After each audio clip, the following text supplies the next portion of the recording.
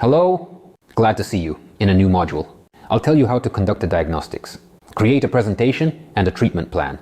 I'll tell you how we conduct the initial appointment and diagnostics. First of all, the patient fills out a health questionnaire. It is quite important to pay attention to it. Ideally, in addition to standard questions, there should also be questions that will help determine the patient's overall mindset and tell about his previous experience with different doctors.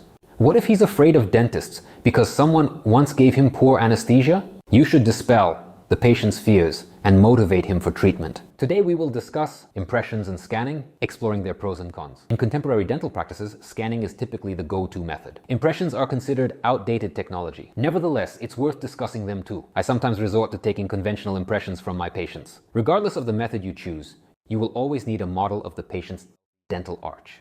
After all, it is used for the main calculations for the production of orthodontic devices.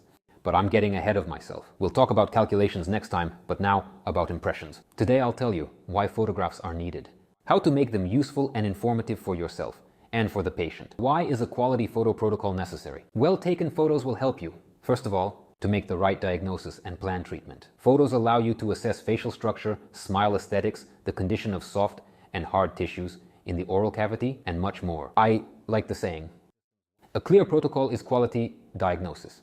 In our clinic, assistants handle this. Diagnosis helps to develop clinical thinking, which is important in our work. Welcome to the fourth lesson of this module.